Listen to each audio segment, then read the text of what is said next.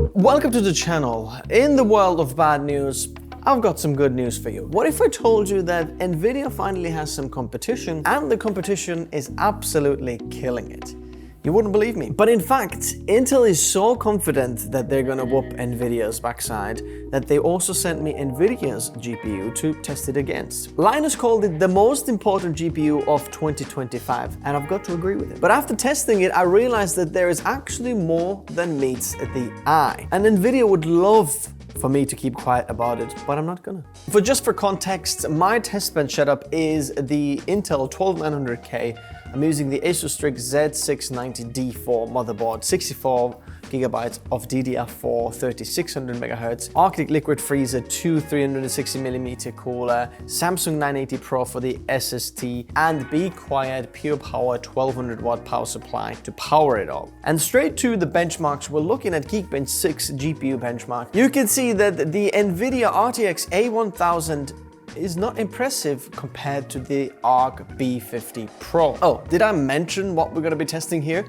This is the Intel Arc Pro B50, and this is the Nvidia A1000. RTX A1000 is the correct term here. The Arc B50 Pro is about 33% faster in the OpenCL scores and about 61% faster in the Vulkan scores. Moving on to AI, because that is probably the most important thing about these two cards. Geekbench 6 AI, the Arc B50 is 55 to 67% faster in every single one of these tests, which is insane. But that doesn't really show you how good the card is, because there is certain limitations. I'm not going to tell you all of the specs, but for AI, one of the most important specs for a GPU is the VRAM. Because if you've got more VRAM, you can load the models onto the VRAM, which is super fast memory. Imagine this as like RAM in your computer system, but even faster. So the models that you're trying to run on them, the LLMs, large language models, would be able to fit onto RAM. Nvidia has got 8 gigabytes of RAM, whereas Intel's got 16 gigabytes of RAM, which is a massive advantage. So in order to test that, I ran an LLM test with a GPT OSS 20 billion parameters, which is 12.1 gigabytes in size. As you can see, for Intel, it easily fits onto the VRAM. For Nvidia, not so much, which means that some of it can be accelerated on the GPU, not all of it. And you can see that the tests are insane. Tokens per second were about 41% faster on the Arc B50 Pro. But most impressively, the time it took for the first token, it was so much faster on Intel. As you can see here, the lower the number, the better. Less than 1 second until Intel started to crunch the numbers, whereas on the Arc A1000, we had to wait about 18.5 seconds until the first answer started to come. As you can see, Intel is absolutely killing it with Nvidia. You think that's all? Oh, there's still more to come. Moving on to Puget Bench and testing some of the creative applications. Photoshop, just to mention here, the Arc B50 Pro got the highest score I've ever tested for this. Any of the GPUs, this is the highest score.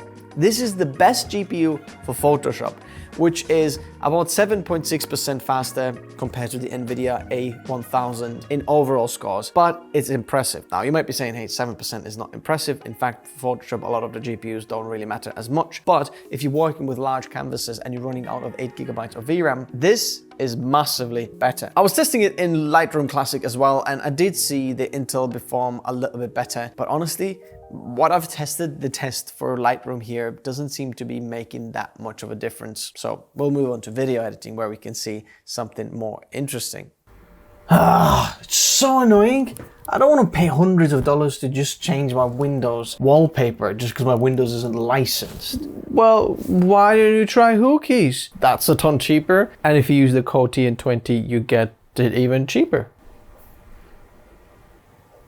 What do you mean? How do I get it and how is it possible? Well, see this video here, or the one you're watching?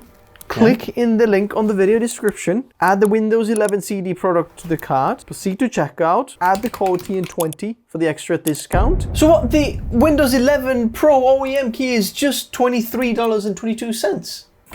Yeah. Choose the preferred payment option and complete the purchase. The key will be available on the purchased orders in a few moments. Copy the key and paste it into your Windows activation settings, and you're all done. Oh, that was easy. Is that Ryan Gosling? No. Anyway, by the way, the same discount code also works website-wide, so go check out other products, maybe like Microsoft Office.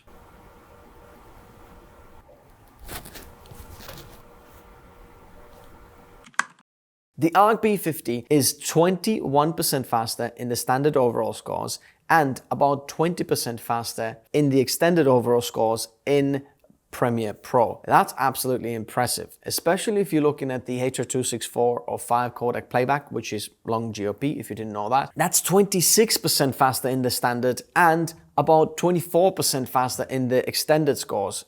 Insane. And you might be saying, well, yeah, that's that, but what about the actual GPU, not just codec playback?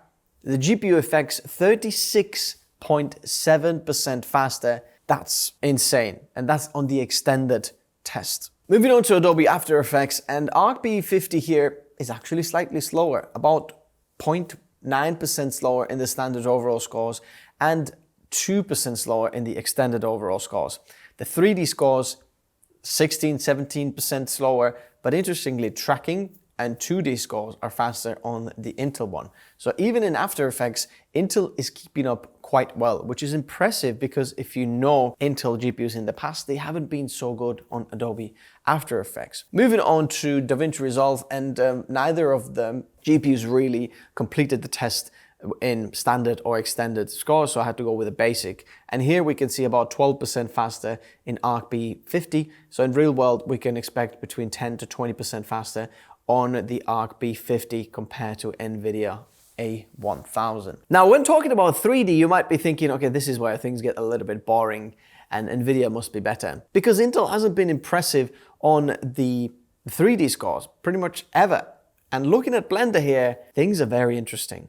Because for the first time ever, Intel beats NVIDIA. Did I just say that? NVIDIA is slower in 3D rendering than Intel. Yes, that's right. About 6.2% faster in the monster scene, that's the ARC B50. Junction scene is about 6% slower, interestingly, but then classroom scene is about 14.5% faster. And that's insane because we know that the CUDA and RTX support of NVIDIA cards are super impressive. Now, that is not all of the good news, and there is a little bit of bad news because if you're looking at Octane Bench, Redshift, V-Ray, then Intel doesn't really support that, whereas NVIDIA does. So if those are your programs, that doesn't leave you any options. But Intel's onto something, and NVIDIA probably doesn't like to see that. Because the strategy here is, and always is, if you can make a GPU that most people can afford and is affordable, you're winning the race already. It doesn't matter if you've got the ultimate GPU that no one can afford or the 1% can afford. If most of the people can adopt to your platform,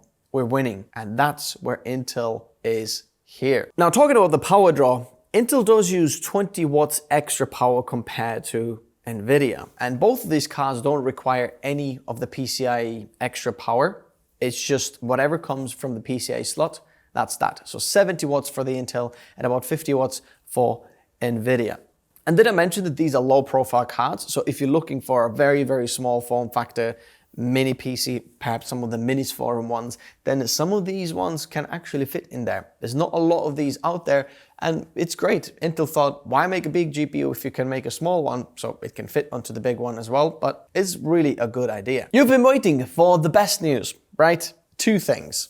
Number one, the price. If you've got a better product, you usually charge more, right? That's how it works. You know, your car is better, you just charge more because it's better. Intel's actually cheaper than NVIDIA, quite a bit cheaper. So it's cheaper and better. Wow. Now that is a scary thing. And I please hope that people see what this video really is about, which is that we finally have alternatives.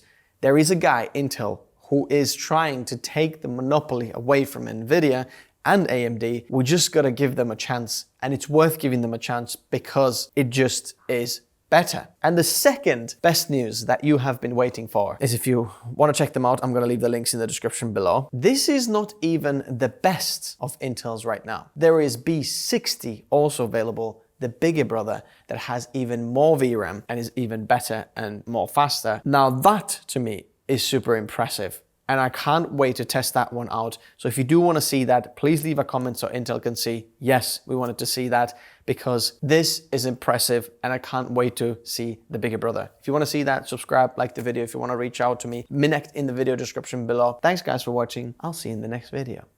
Bye-bye.